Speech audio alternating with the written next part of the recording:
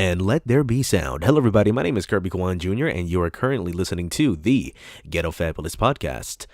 Joining me today is a friend that I've known for around about 5 years now, and he's basically just a regular person.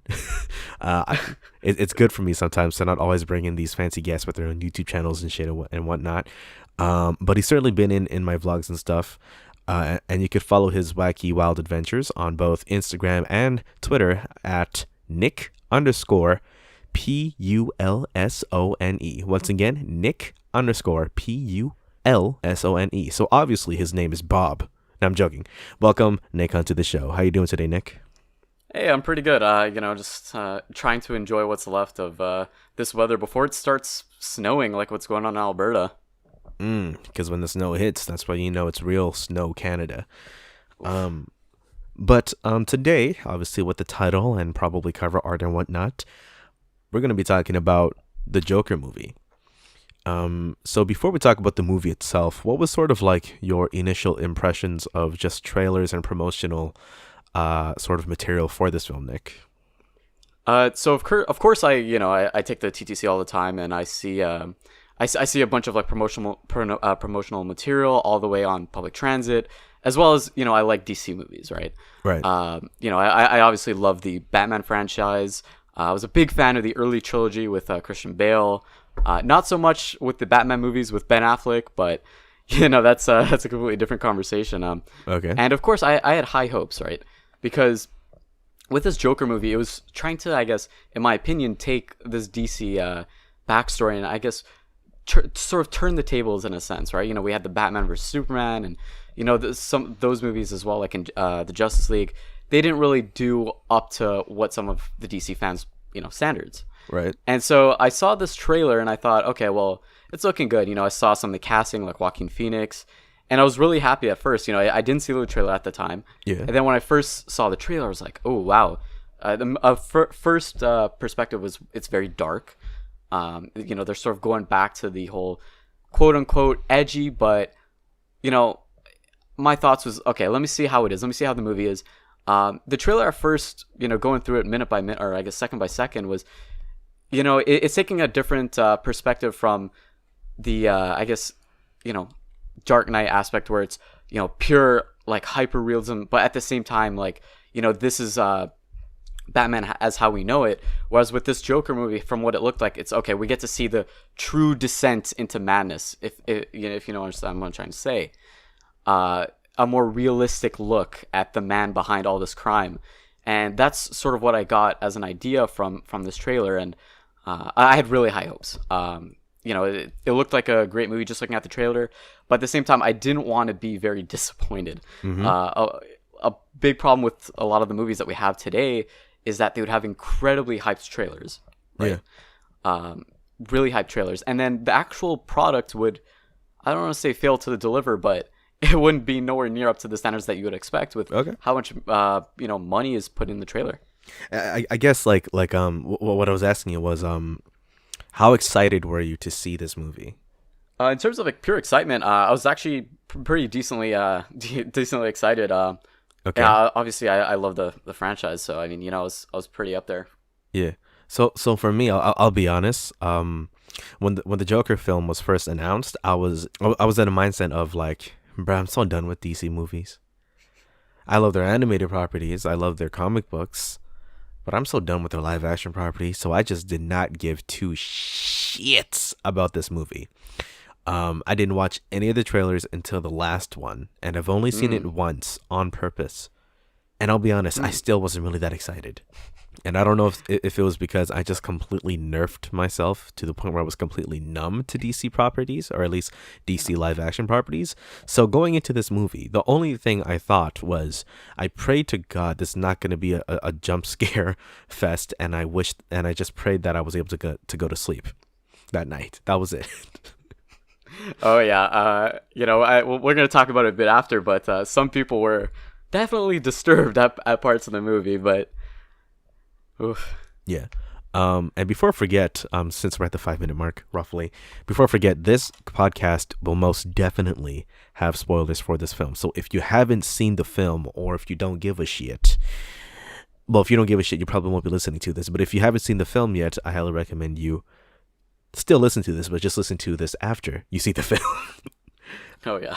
Okay, so now we're going to take the time to sort of give our opinions on this film first. I'll start, just to set the stage, so to speak. For me, the quickest way for me to summarize how I feel about this movie was I liked it. I think it's a good movie, but I could very, very easily see why people won't enjoy it. Because a lot of this film's decoding is entirely subjective to a lot of factors, including preference and knowledge of the character, both in cinematic history as well as in the character's history throughout all of its renditions. So for me, I feel like the strongest thing about it was storytelling. In film school, one of the first things you learn is shy away from telling the story and focus more on showing it. I definitely feel like the whole show don't tell was really strong in this film, whereas in previous entries in DC properties such as the whole Nolan universe, for the most part there's a lot of exposition, and there wasn't as much in this film. It makes you really work at its pace. And even though the movie itself starts very slow and then it slowly, no pun intended, picks up its pace, it's never ever, in my opinion at least, never a fast movie. And it allows you to sort of fully take in the character and his emotions and his sort of journey and story. Another thing that I really enjoy about this film is sort of the fact that it has a small and big scale. The way that I would describe this is the scale of the film itself is actually very small. It focuses on one character. He is always on screen, and it's a very well-flowing story narrative based off of this character. The dope thing, though, is somewhat similarly to Children of Men. It shows the scale of everything evolving around him, but the story itself is very, very focused, laser focused on the character of, well, the Joker. Things I don't really like about this movie, and there are a few things. For one, I really hated, and Nick and I both immediately said this as soon as we walked away from the theater, we genuinely hate the original score for this movie. Yeah. The way that I would describe it is a really drawn out French horn that just drags, and then it switches a note and drags on that note and then drags on another note, and that's it. It doesn't feel compelling. It doesn't necessarily distract you, but I could easily see somebody getting distracted by this French horn and removing them from the film. Nick, you had like migraines at the end of the film, right? Yeah, it was really bad. Part of that was, maybe due to the fact that there was some on and off from what it seems like blue light or whatever it was in that movie. But I think you noticed it too. But the second part was, that scores. Oh man, it really gave me a giant headache coming out from it. And I talked to you after, and I said, wow, like it's incredible. Like, I don't normally come out of movies with headaches, but I definitely did for this one. And mind you, we didn't even see it in like 3D or anything, so it has nothing to do with those light properties. It's just the French horn was just very annoying, so to speak. And another thing, something else I would like to talk about is not the biggest fan of the way that this movie is photographed, or I guess cinematographed. The photography in this shifts. It's very subtle, but I noticed it because, well, I do this shit too. The thing that I really didn't like about it was, for certain things, it's overly dark for no reason. But what I do like about this film, though, in terms of the way it's photographed, is the way it's composed. The composition is really strong. There's a lot of scenes where there is some light and there is shadow, but the way that the character is lit in relation to his environment, it makes a lot of sense through its narrative. Now, something that I didn't like was they gave him a definitive name of Arthur Fleck. It's not so much Yeah. because, like, I understand why they did that. It's so that it's easier for viewers to sort of connect with somebody if they have a name. I just don't like that name. It just it just sounds weird to me. Because when you look at the Joker, right, you would never think to call him Arthur. Because when I think of Arthur, I think of that fool, that meme. What is he, an anteater or some shit? Yeah, from the TV show where From he the just like, PBS holds kids or his some shit? arm. Yeah. Yeah, and The thing- angry arm, yeah. Real quick tangent, how the fuck does his glasses stay on his face? Because they're clearly not on his ears. Dude, honestly, like we need to pull up like a picture of Arthur because that's actually like a 500 IQ question. Like, do they super glue that there? Like, Is it just you friction? know what I mean? Yeah, dude, honestly. But yeah, also, this is neither good or bad, but Mhm. you know, well, in my opinion, you should know exactly how this film is going to start and exactly how this film is going to end. Yeah. And for most audiences, I would assume you would know generally what the story is. It very loosely follows the flashback, I guess, sequences in Alan Moore's Killing Joke in relation to the Joker's origin. And it's a very, like I said, very linear story. Well, obviously adapted to the big screen with a few details like altered. Very linear story, and like I said, I feel most viewers know what's happening, but for some reason, and I still haven't figured exactly why, it still kept me on the edge of my seat, and it left me, and throughout the whole entire film, as I was watching it, it made me want to see more of this character. Yeah.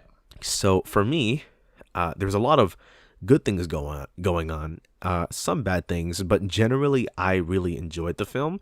But I could very easily see why people won't enjoy it because maybe when they think of Joker, they immediately think of Heath Ledger and nothing can ever touch him, and that would be a detriment to the viewer's own enjoyability of this film. But for me, I enjoyed it.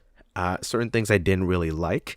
The storytelling is at its strongest. Gave me a lisp there for some reason. The storytelling is at its strongest in this film, in this picture.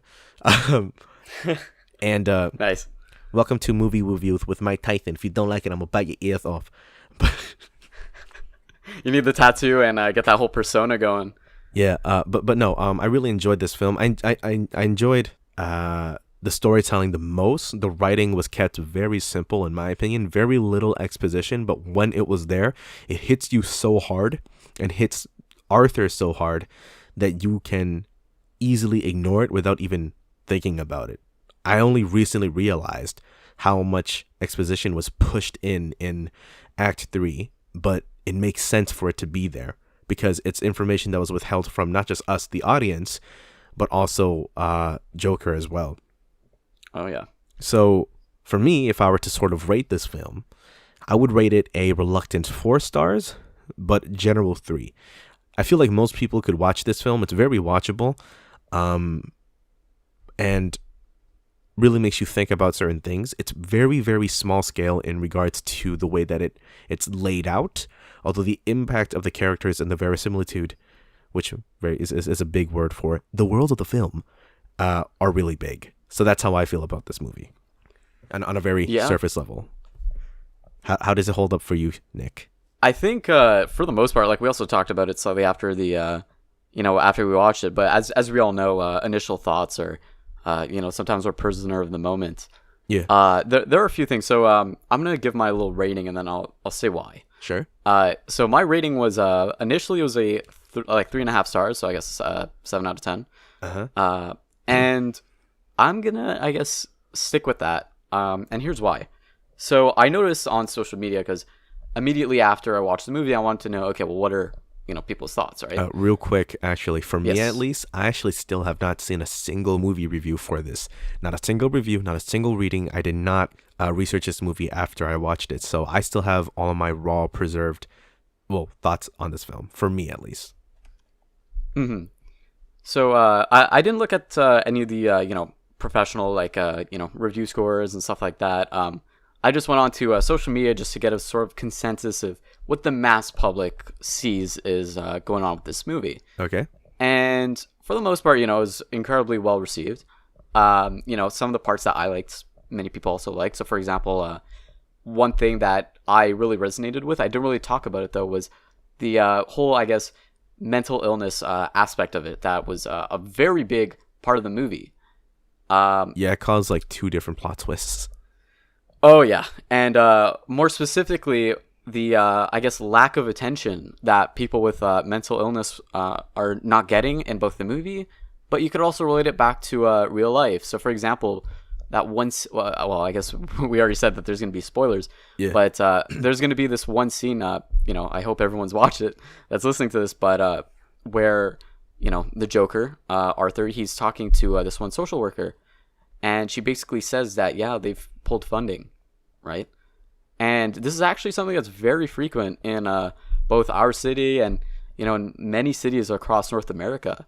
And I know a lot of people can really resonate with that. The second thing I also really liked was, well, this is going to be, I guess, kind of interesting to say, but how much attention to detail there was in every scene. And it was for a purpose, right? One scene that I guess calls that to action is that towards the end when Arthur's, I forgot the character's name. Arthur but he's Fleck. beating, there's the I guess chubby tall character that he got the gun from at the start of the movie. He's beating his head in his apartment, right? To the point where not only blood's coming out, but you're starting to see like, giant, I guess like notable like things that are going on with his head. Like, okay, there's blood coming out. There's some muscle tissue here and there, and then you see the other character there in the room like completely shocked, right? Yeah. And I quickly looked around the movie theater and I was like, okay, well, what are other people's reactions to this, right? And I think that's when we both noticed, like, William just almost covering his eyes. Yeah, the writer says in the back was there, and he was like straight up covering it. William, he's trying to make an excuse, like, oh no, I was trying to like unruffle my sleeves, and I'm like, come on, man. Yeah, own that shit. That that definitely did not happen. And not only him, but a lot of other people as well. There, people to the right and behind me that were, I guess shocked at this scene and many other scenes across. It was a very graphic movie in that sense, in which I actually enjoyed. I thought it was there for a purpose. It wasn't overly graphic as I initially thought it would be. Right. And it was done because you want to portray this character in a certain light, right? Like I said, you want to have this sort of slow descent into madness, right? So let's look at from the start, right? The Joker's first, I guess, part of this path was, let's say the killing, right? The, shooting those 3 boys on the subway, right? Which, by the way, yes, as someone who always takes the fucking like subway, the next day I had to go to work and I was taking the subway, and then it just so happened that there was like this person that I guess wasn't quite there. Oof. And it just so happened that he was making noises very similar to Joaquin Phoenix's laugh in the film. I felt a great degree of discomfort. Oh, yeah. Just a side note on that. A lot of, subways and trains, especially in North America, are not as safe as you would think they are. And it's kind of sad that this happens pretty frequently. Not necessarily the killings, but people being robbed, jumped, stuff like this. So, this is just something for people who are in public transit. Gotta step up your security there, guys. Do not think you are safe. Oh, yeah. But they are coming for you. Oh, yeah, no, honestly. Going back to the movie, yeah, like a lot of people were generally, I guess, surprised at the graphic nature of this movie, but it wasn't to the point where, it was turning people off. One thing I felt with William, though. Oh yeah, but he's a special case. He you know how he is, right? Sriracha. Does everyone know the joke about that? No. Man, that's another. I need to be there for that one. Yeah. Yeah. So yeah, like like you said, it always kept you intrigued in the story, right? Yeah. Everything was there for a reason. So the calm killings at the start. Okay, it was, I guess, sort of pushing back against society, right? The fact that the rich are rich and the poor are poor, and the societal divide is just going to stay like that, right? There's going to be no middle class. Like we always hear that, in the United States, many people are saying the middle class doesn't even exist anymore, right? Yeah. Because there's such a divide between people living under the low income line and poverty versus upper class, right? Right. And I noticed that was a big plot point that was part of this movie. And then if we keep going towards the other killings, right? when he killed his mom, right? Suffocated her on the bed. It was definitely a lot more graphic, right? Was it really though? I mean, for people it can be, just because of the fact that this is something more believable, right? In the sense of you don't need a gun or a knife or something like that. You just need a pillow, and then you're seeing someone suffocate in front of you, right? And I know that this type of, murder is something that a lot of people are not comfortable seeing. I quickly want to talk about that scene, actually, now that you brought about it. The between his initial kills and when he killed his mother, right? Initially, when he killed those guys, so the scene is there's these 3 dudes that were just kind of fucking around with him, right? Because they're trying to chop on a ting, didn't work, and then the Joker and then the Joker was just laughing. In this, they describe it because he has a condition where when he gets nervous or excited, he just can't help but laugh, or at least make a noise that really sounds like he's laughing. So then these 3 dudes are kind of like, bro, what's so fucking funny, right? And they were gonna jump him. Joker tries to explain to them, like, hey, I have this condition. He busts out a card that would have said, hey, I have this condition. They did not give 2 shits about it, and they started wailing on him, right? They throw him to the ground. He had a gun with him, and then out of defense, at least I think, here's the reason why I like the scene. We don't know exactly why he pulled out the gun. Well, obviously, to not die. That's the most fundamental thing. But we don't know if he had the intention to kill or just to scare them away or that he panicked. We don't know. And the dope thing about this is all kept fairly wide, or if it was up close, it was kept really dark. So you never see the intention on his face. And on top of that, he had his clown makeup on. So you don't know if he wanted to do so. It's left very open-ended. When he kills his mom, though, on the other hand, they never show his mom dying. Well, yeah, they never show his mom dying. And it's always a shot of just his face. And you could see it and read it as, yeah, motherfucker, I want to do this. Rather than before, it was kind of murky. Oh, yeah. And of course, I think this is done completely purposefully, right? Oh, hell yeah. It has to be. Yeah, totally. At the first few shots, the reason why I completely agree with this point is because it's sort of left up to the viewer in terms of interpretation, right? You can see it as, okay, this guy's completely killing these, few people who are potentially doing good in society, right? Like, you don't know, like, okay, they're businessmen, sure, obviously they're drunk and, they shouldn't be picking on someone, but you could also view it as self-defense, right? Yeah. And that's how personally I viewed it, and of course it's excessive, right? I believe the law is like, you can only strike back with equal force, or you can't go greater, right? Unless you're in Texas. Yeah, exactly. We all know how. Get off my lawn, boy.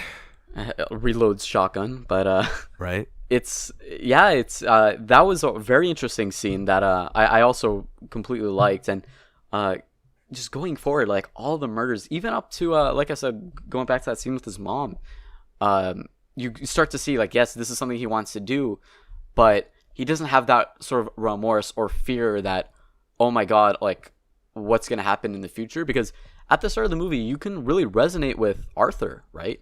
Not as the Joker, but as Arthur. Like, this is a human being. This is a kid, not really a kid, but it's just a normal guy who's living with his mom.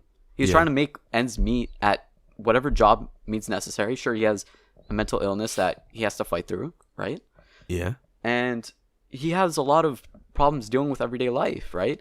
Going on the train and, he's just trying to have fun with that little child, right?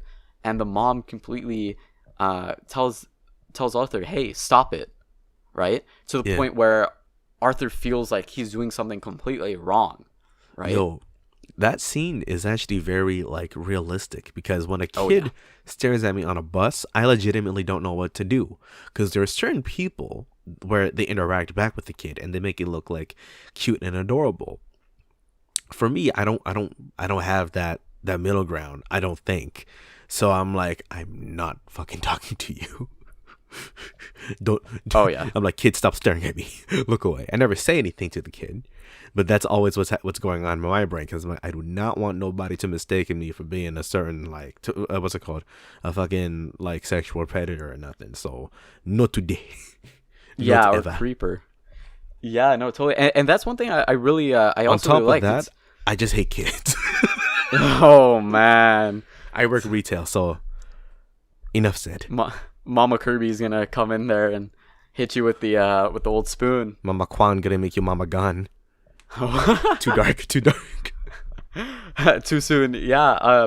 And this is going back to what I said before. With these are scenes that happen in day-to-day lives. Like you don't have to be a supervillain to be put in that situation where you're in front of a kid. You're just trying to make that poor kid laugh, right? Yeah. Someone tells you off, right?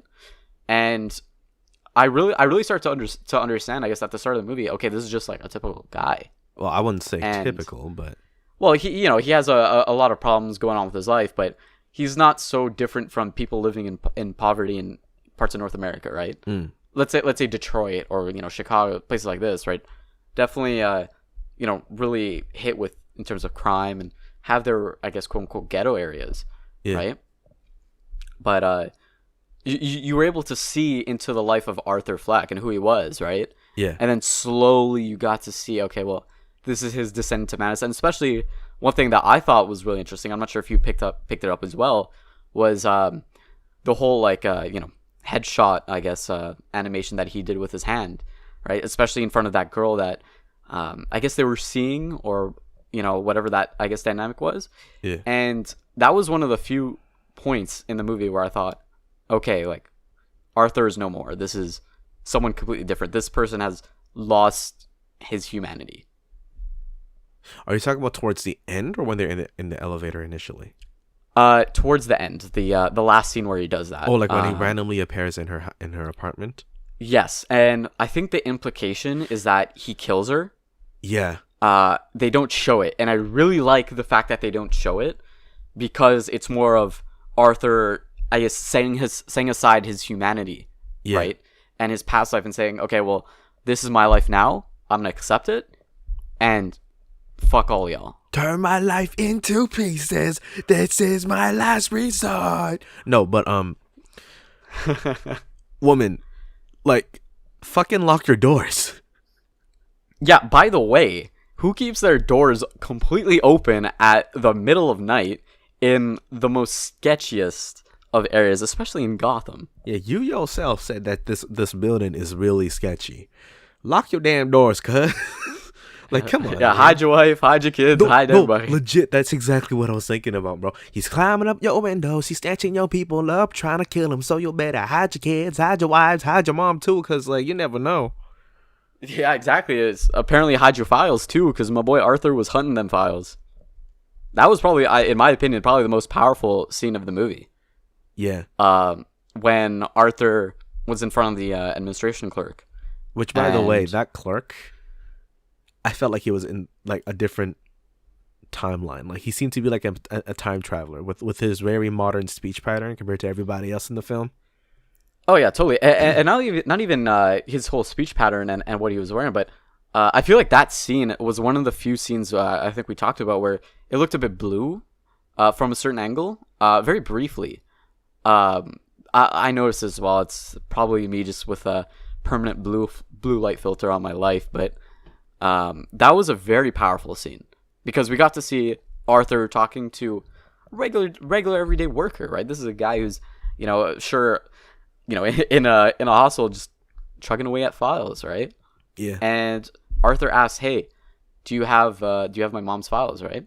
Yeah. The guy goes, digs through, waits, and then he starts to realize, man, my mom was very abusive, right? Yeah. So now you have Arthur with mental illness. You have his mom with mental illness, very abusive towards him, right? Yeah. And also the fact that he was adopted.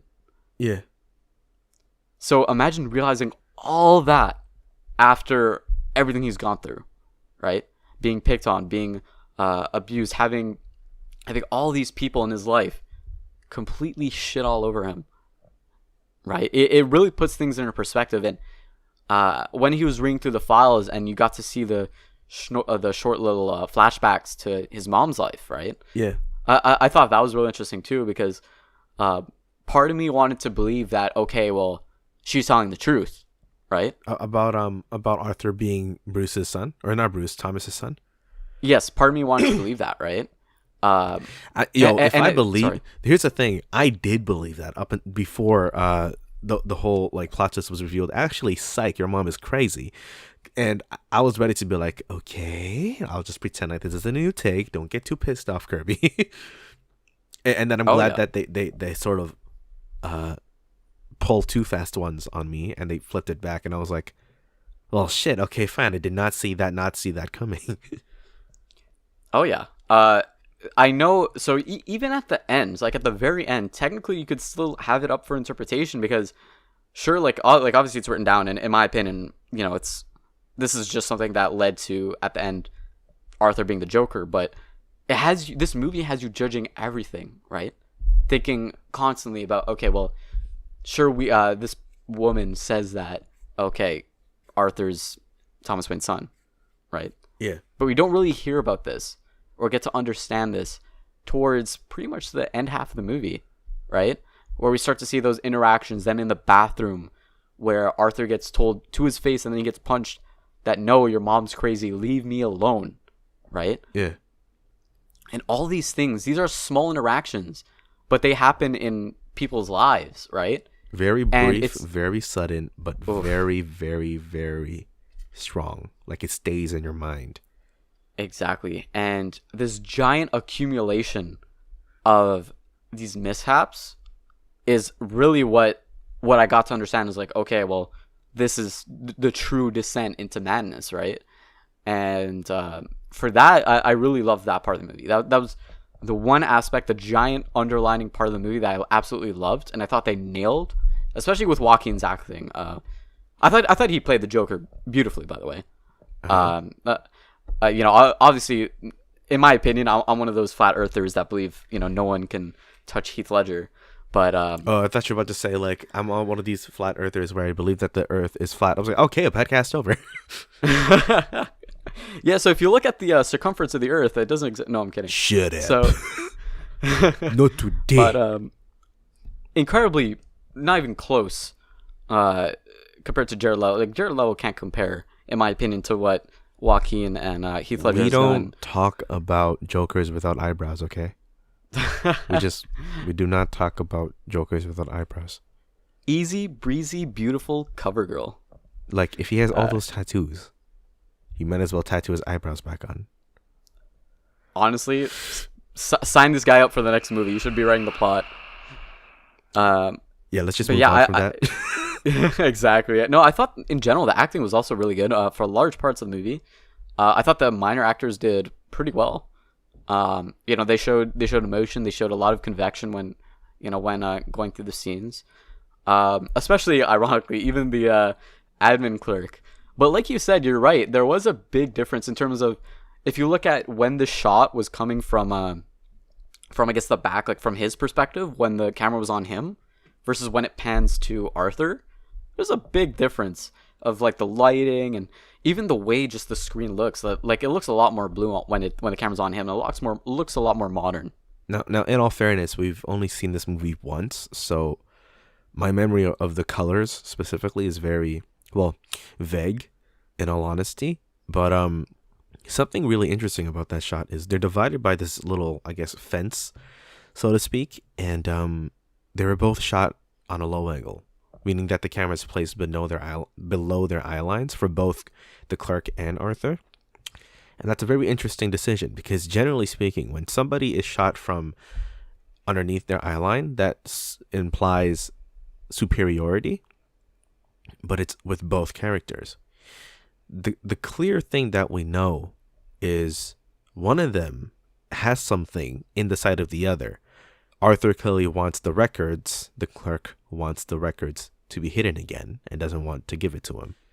The thing that I like about this sort of very brief physical altercation is before Arthur tries to snatch the book out of his hands, or folder, again, beneath the eye line. And then when they engage in, I guess, the physical altercation where he tries to snatch it. They both have their grip on it. Arthur Fleck, throughout the whole entire film, is seen as this borderline anorexic person. Very, very thin. You could see all of his individual ribs. Very small. So in the back of your mind, as you're watching this, you know that he is physically not imposing. This clerk, he's a bigger, stronger physique, so to speak.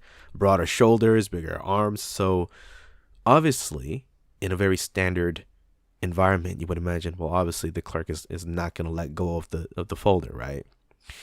And this is a universal law for anyone who is remotely interested in self-defense. This is a universal law. You cannot fight crazy, okay? Because, now granted, this is really minor. What the Joker does is he smashes his head into the gate, and it completely stuns the clerk. And then he runs away with the folder. The reason why I think this is really interesting is because it looks like they're both on even field. In the back of your mind, you know that the clerk is physically larger than the Joker, or Arthur in this case, and the Joker finds a way to grab his shit. This is one of the few times where you see him become extremely motivated.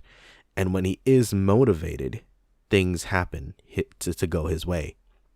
And that's something I also completely picked up on, right? When and it wasn't only him. There was also a lot of political undertone and commentary that was also present in the movie. I'm not sure if you picked up on that as well. And what's funny is that all these little things that I keep talking about, right, and going to the murders, to some of the things that are present throughout the entire movie, they have repercussions on the society as well, right? Right. Starting from the very beginning, the movie lets you know, okay, when he shoots those 3 guys, the city knows it, right? Yeah. And all this, it keeps going on, right?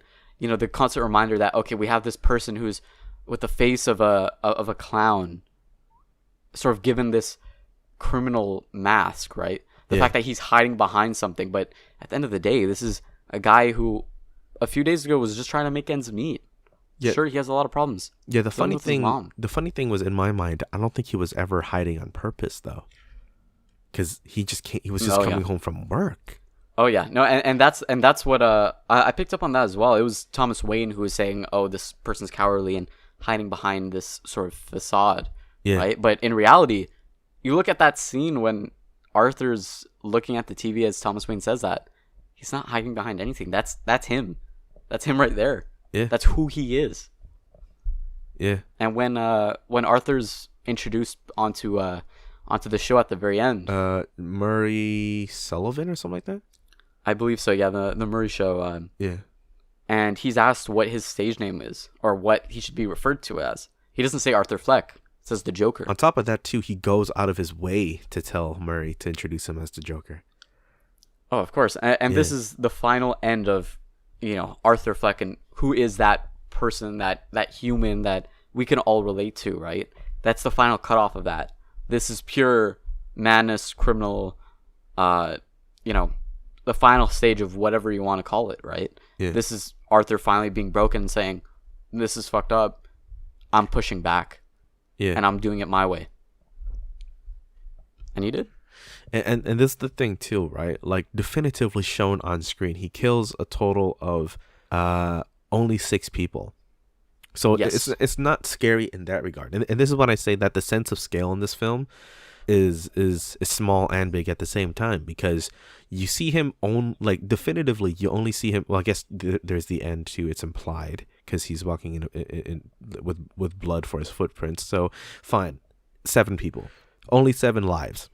But it's throughout the film you see the impact that he does, kill per kill, and the things that he does. That's why I said, even though it's laser focused on just one person, all around him you see his major impact. Oh yeah. And that's why I said it does a lot of interesting things. It's definitely a breath of fresh air, and that's why I toxic air if you really think about it, but I really enjoyed that film in that regard, where it's laser focused on just one person and one person alone, but you still get to see the scale of what one person could do. And that's really the theme of the Joker. It's one person having one bad day, although not in this film. It's a series of bad days, but one bad day fucked up this one dude, And with one dude alone, he caused so much. Totally. And we saw that, hey, it wasn't just him. At the end, people in society were literally turning Gotham upside down, right? The very end scene when he was being transported to Gotham PD. You know what happened? People broke him out of their car, right? The thing, too, is we don't even know if that's on purpose, though. I think whether it wasn't is not super important. I mean, it is in terms of storytelling. If you want to say, hey, people intentionally wanted to have this guy as his leader. But I think it's more of a commentary on, okay, well, this society that is now under a mess. It's in a giant mess, right?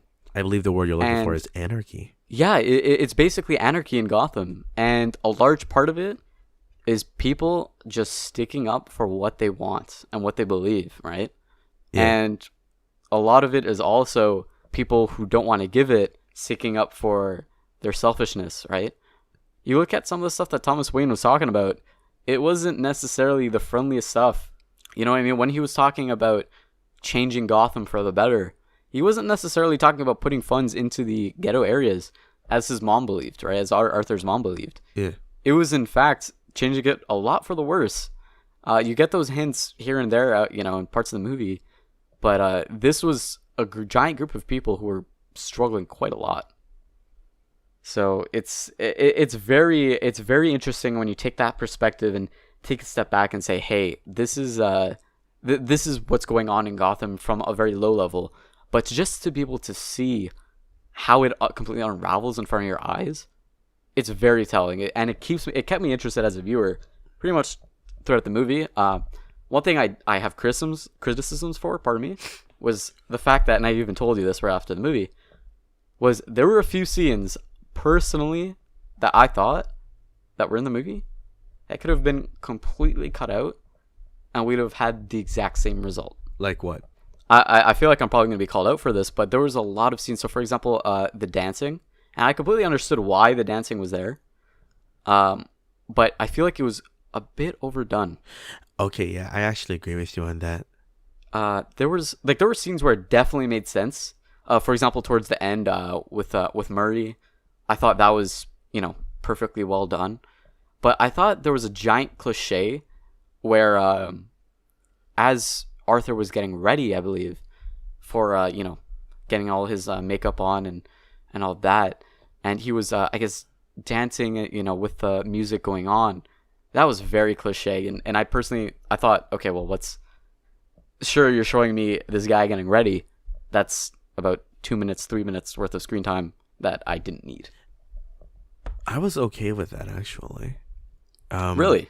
The one that I wasn't as okay with, or at least I think they dragged out forever, was another dance sequence, so to speak, was when he shot those three gentlemen on the subway, ran away into a public restroom.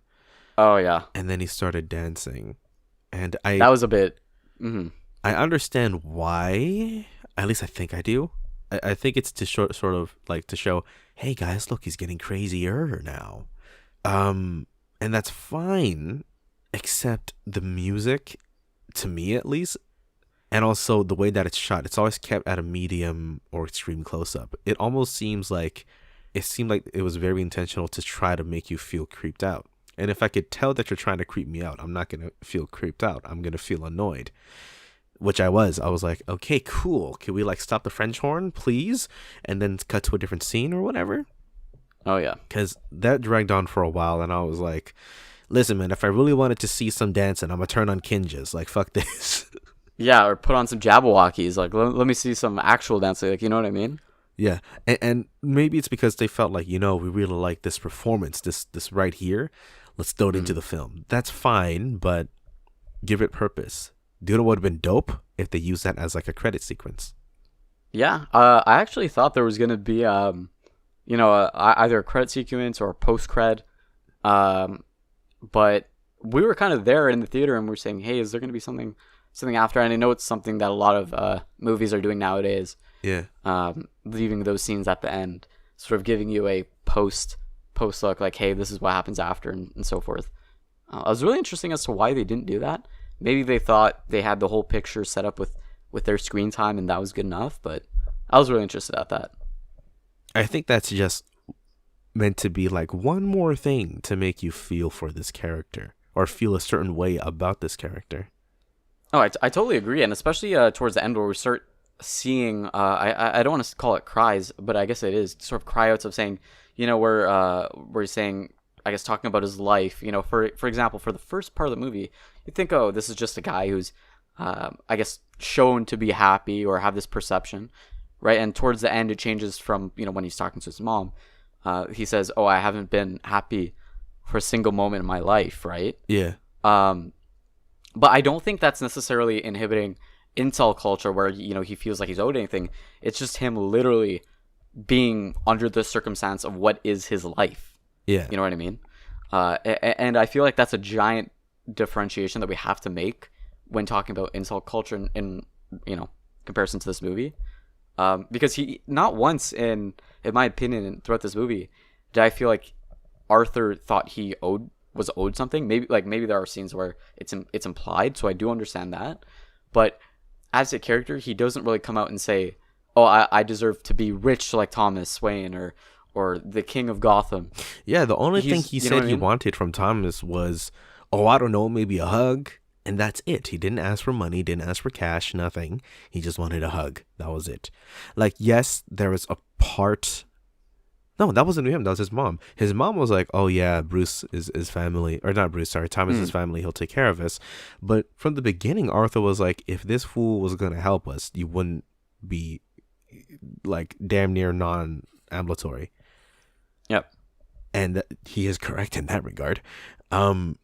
So for me, I didn't really think there was much of that. There was undertones of it, but I think really those undertones were really meant to set up this perception of him like being like insane. Because no, I totally agree. When you brought up like the whole entire thing about like how that line when he says, "I have never been happy for a single moment in my life," I feel like that is true and false. The times where he has been happy, it's just so that they don't exist. Like that sort of dream sequence of him imagining that he was on the Murray show and him being invited on stage, getting a hug from Murray, and the whole crowd was chanting for him or applauding him. That he is very clearly happy in that. Of course, it's also very clearly not real. When his whole relationship with his neighbor, not real. But he was smiling the whole time. He felt genuinely happy.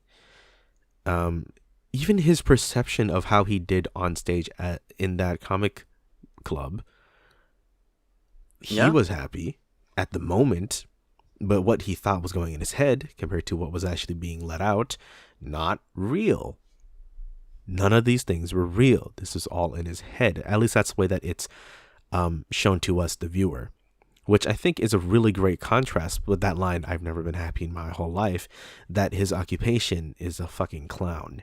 Oh, yeah, totally. And a lot of it as well is perception, right? Because the final scene we initially get when looking at the comedy club, when he's doing stand-up, of course, you think immediately it's a disaster, right? You know, him laughing and going through all those problems initially on stage. But how it leaves off, he starts to tell a joke, and it sort of pans out, and you could sort of hear a little bit of laughter, right? But then that's all you hear. Like, the scene completely cuts out, and we're left with the fact of, okay, maybe he was told a bit of jokes, maybe it got better. We don't know, right? Yeah. And what we find out later is, in fact, no, these people weren't laughing at his jokes. They were laughing at him. Yeah. And that's what he starts to realize as well. He starts to understand, okay, well, these people are actually laughing at me, not my jokes, but it's more of who I am as a person, right? Yeah. And this really hurts Arthur as, you know, the person in a sense, because his humor is not just face value, okay, you know, knock knock, who's there, XYZ, right? It's sort of commentary on the fact of these are things that are part of his life. You know what I mean? Like the whole mental illness thing. Yeah. I thought that was incredibly like thrown in your face as a viewer, right? Like looking at his notebook, a lot of the, you know, murder jokes or dark humor, you want to call it, that was constantly shown in his book, and this is a commentary of his life, right? These jokes. Yeah.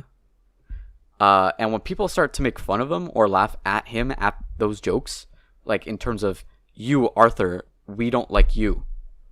That's when he starts to realize, hold on, these people aren't laughing with me, they're laughing against me, but more specifically, they're hating me as a person. Yeah. And that's when he finally breaks in the movie. I feel like, in a way, how do I say this? This isn't even a super villain movie to me. No. I don't feel like this follows under the category of traditional comic book movie or superhero movie.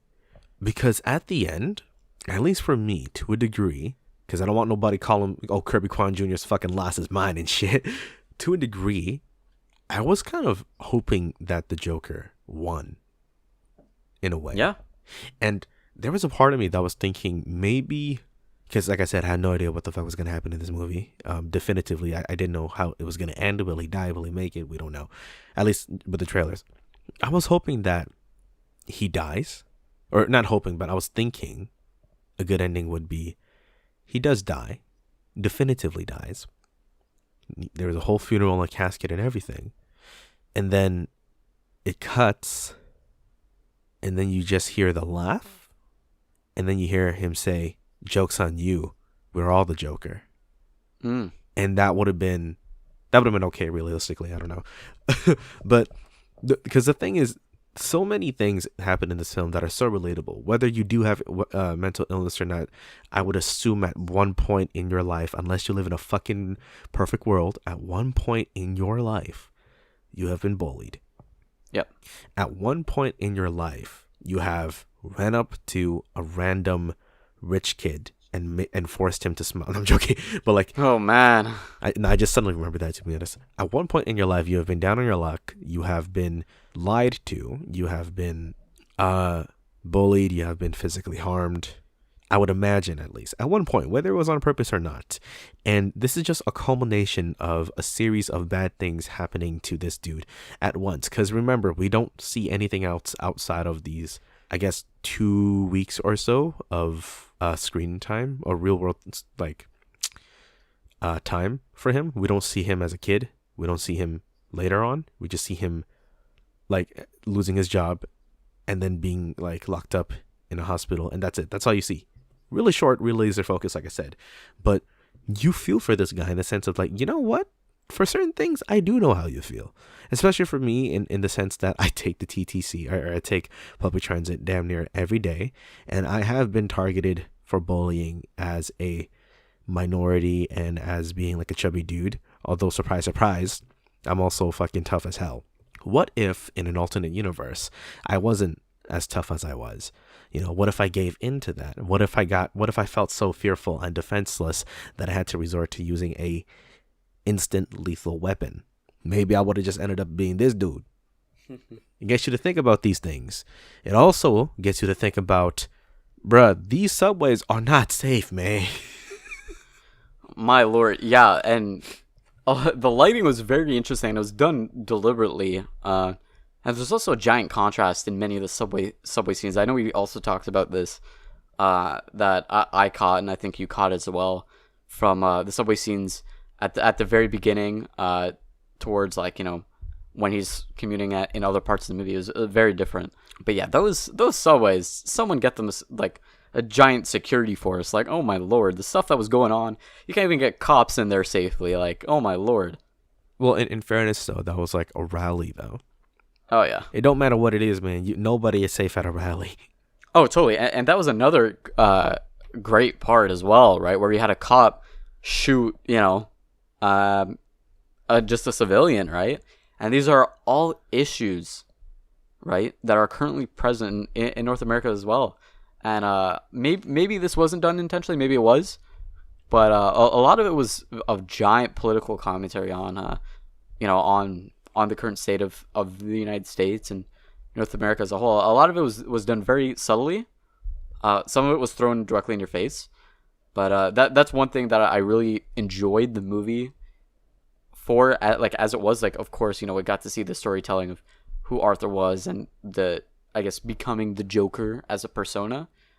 But getting to understand what's going on in Gotham as like a city and this current world, and it sort of develops in front of our eyes, right? Yeah. That's one thing I really enjoyed, because you can see that he was not the only person that was there that was going through these struggles, right? Yeah. He was not the only person that believed in these things, or like, I guess, these ideologies that, hey, I'm in a shithole, things need to change.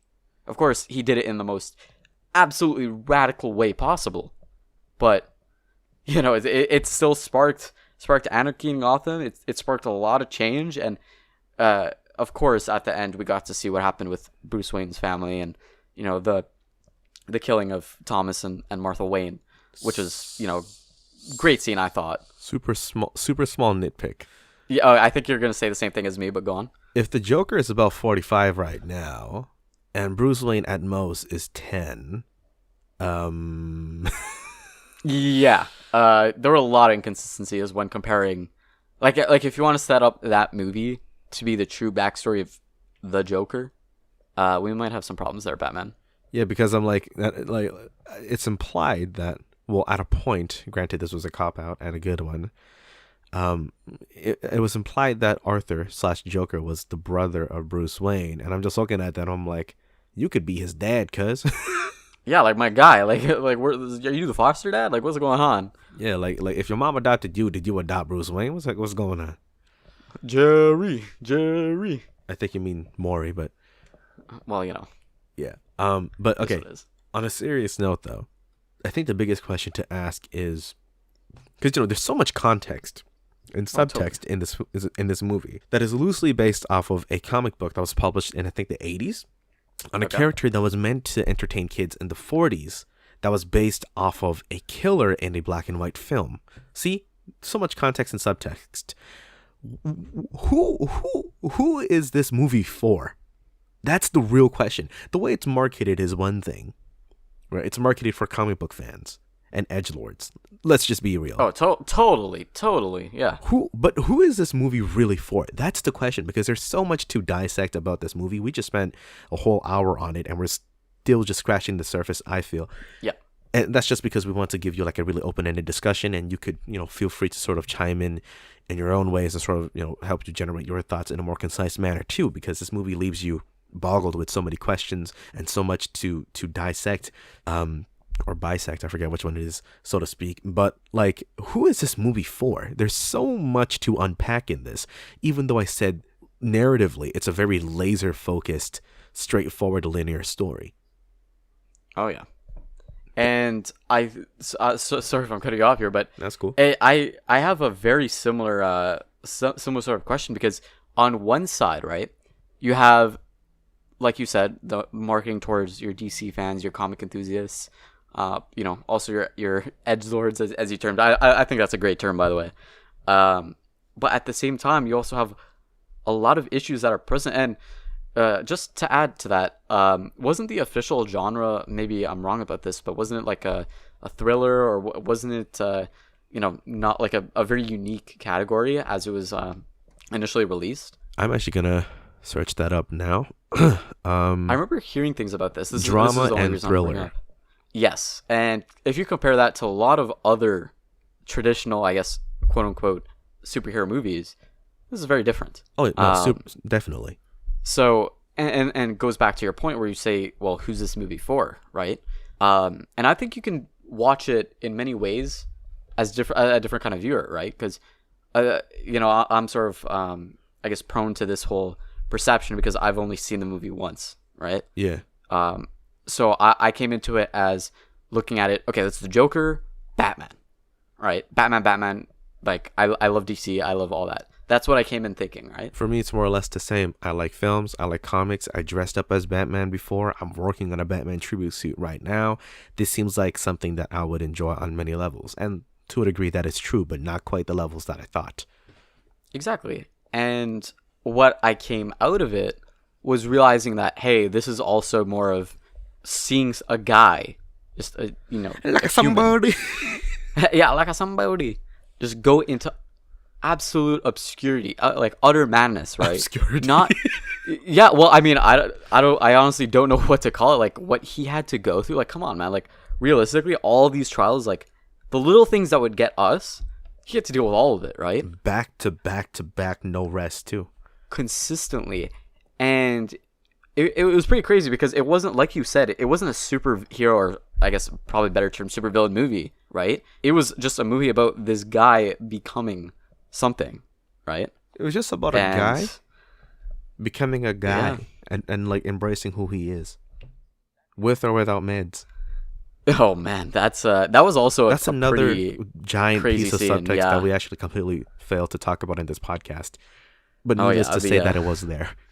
Yeah, there's so much. Honestly, we could go on because there's so. That's the thing. That's why I said I think it's a good movie, but I could see people not liking it because there's so little and so much. Right? I praise it for having that range, but what if someone pictures this as being what's it called, pretentious, rather than clever? And then I think that's where the cleverness lies.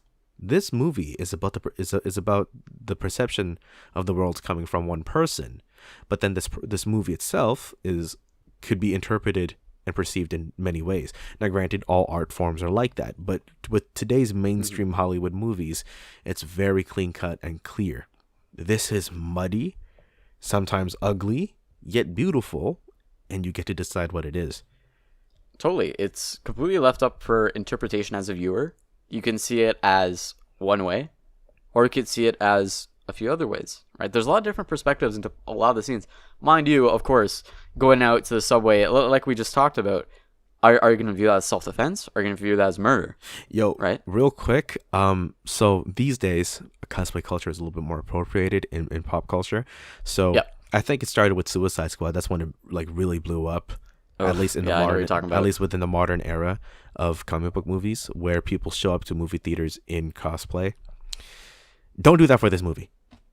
Do not do it. And the reason why, I'll tell you this right now. This is gonna be the teaser. Do not show up to the movie as the Joker, because chances are a lot of people are going to see this movie via public transportation. And if you're gonna take public transportation, you're gonna scare somebody, especially after they see this movie. Oh yeah, my lord. This is not a good movie for the faint of heart. Like I've mentioned throughout parts of this, no, because this is 100% real. I can't make this shit up. When me, Nick, and the writer sits in the back left the theater and we went into the subway station, there was a fuckface that was dressed up as the Joker, and I looked at her and she looked at me. I cracked a smile just because it's funny in a sick way, like the undertones, and she smiled back, and I was like, don't smile, you look, it's a little bit hard to trust your smile after seeing that movie right now. Oh yeah, because it makes you think, right? Going back to what we said, it makes you think of, these are people who are just out there. They exist. You know what I mean? It's not too far out to believe that something like this could happen. Obviously, it's a movie. Obviously, there are incredible circumstances, but this is a thriller for a reason, right? Right. One last thing to ask. Do you think this is a movie for everyone? Of age, of course, after the fact, because it does get brutal in a few scenes. Okay, so that's a very interesting question, and I'll say no. Okay. The reason why, maybe you'll disagree with me. The reason why, so outside, obviously, the gore and stuff like that, there are a lot of parts that people might not like. And the reason I say it like that is because, of course, we have, the commentary on, politics or mental health or current issues in society. A lot of people don't like that. A lot of people, if you go to the movies, they just want to turn their brain off and watch a movie about superheroes kicking each other's ass. You know what I mean? I'll be honest. I'm one of those people. I usually don't give two shits about shit like that. But with this movie, because of how straightforward the narrative aspects of this movie is, for me, I feel like this is not a movie for everyone, but everyone can watch it. There is something for everyone. As far as how much that something weighs for person A to person 2, and yes, I just switched from alpha to numerical. Nice. It's like it'll be different for everybody, but it is very watchable for everyone. It's not going to keep you up at night thinking. Well, it is going to keep you up at night thinking about things, but it's not so scary to the point where you can't sleep anymore. It really isn't that scary, to me at least. it's not too gory or anything. Most of it is subtle. And like I said, I feel like everyone could watch this as long as you could get over some very, very, very minor gore. And it's a film that challenges you in some ways and also degrades you in some other ways, because you do need, for certain things, specifically that ending, and I think this is on purpose, you need a certain degree of suspension of disbelief. Because if you have someone admit on live television that you murdered somebody, you don't continue interviewing them. You fucking cuff this motherfucker. Yeah. Oh my lord. There's a lot of very interesting parts of the movie. And lock your damn doors. Yeah. Like, oh man. But I don't know. It added to certain parts of the storytelling, and I think we both know that. But man, you know, there were parts where I was kind of facepalming, like, come on, like, really? Anyways, I think with that said, it's been that time. The podcast is going on for pretty much an hour. Just sort of leave like your quick sort of final thoughts for this movie, in your opinion. I mean, yeah, I think you probably gave it the best term there, where you said it's not a movie for everyone, but it's a movie everyone can watch. And I definitely agree with that. There's a lot of things that don't take as that a whole, don't take that sentence too literal though, because when you do, you realize it's a really stupid sentence to say. Well, it's true, but it also does hold meaning in the sense of there's a lot of different parts of the movie where you can, I guess, kind of relate. Not necessarily you, but like, you know what I mean. As a viewer, you can understand. Okay, these are all the issues that people will go through, right? Politically, socially, mentally. You know, whether in looking at people's jobs, stuff like this, right? These are all issues. And also, one thing, you know, I know we didn't talk about the scene, but the part where Arthur was giving his mom food and he wasn't eating food himself, you know, there are a lot of things that are implied there, but so many things that you can understand as a person and just unravels and keeps unraveling, and you get to see the Joker develop. And I thought that was the most interesting part of the movie. We got to see the emergence of this entity that we know is a supervillain, but in reality, if you look at this movie, not necessarily a supervillain, just an everyday guy turned absolutely crazy. It makes me want to quote a really bad movie. And once I'll say this quote, most people should recognize what it is. But the biggest question that this movie raises is really, do you understand life? Do you? Everybody betray me. I fed up with this world. Oh, hi, Mark. Exactly. There's nobody named Mark in this, as far as I know. But yeah, for me, since I have been talking about a lot of things, I should just put it like this. If you're looking for a comic book movie, some of this will entertain you, but it's not going to be what you expect. There's not a whole bunch of fucking references to this, that, and that. There are a few. There's mention of the city being Gotham, Wayne's. But that's sort of, it makes sense because they're political figures, and then the city is obviously the name of the city, but it doesn't hammer in your face all of these things. You don't see a young Selena Kyle. You don't see like a young Riddler. You don't, these all sound like rap aliases. You don't see that. This is very focused and grounded with one person. If you want to see a psychological thriller, so to speak, I don't think this challenges your brain in that regard, where it teases you with things to sort of to spook you and fuck your expectations up that much. It is a thriller, and it does raise a lot of psychological questions, but it's not a traditional psychological thriller in that regard. If you wanted to watch a horror movie, this is absolutely not a horror movie, in my opinion. If you don't know what to watch, but you want to play a movie, this is the perfect thing to do, because you don't know what to expect. At least I don't think most people know what to expect. And it really does have no expectations. That's the beautiful thing about the marketing. There's no expectations. Yet it pleases, at least, I shouldn't say pleases, but there's so many layers to this. And I feel, at least on the surface layer alone, there is a lot of good in this movie. Even though I totally agree. It's completely about bad. Oh, yeah.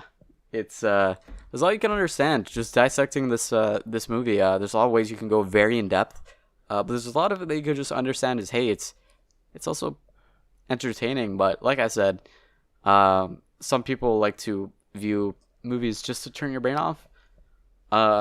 Maybe this is it for you. Maybe it's not. I liked enjoying this movie and actually just sitting through it and thinking about it. It's one of the things I really liked about it. Oh, and also, This is one of the very few times where I can't even tell you what the plot is because of how grand and how small it is. Because objectively, narratively, what is the plot? Man gets fired from his job. Man hallucinates a relationship. Man finds out that his man finds out that his dad is Thomas Wayne. Man finds out that his dad is not Thomas Wayne. He was adopted and his mom is crazy. Man goes completely crazy, kills 3 people, kills another guy, kills his mom, and then kills a talk show host, all the while always smoking and dancing. That is the most literal plot of this movie. So if I put it to you like that, you're like, Kirby, you've been praising this movie for about an hour. What is there to watch?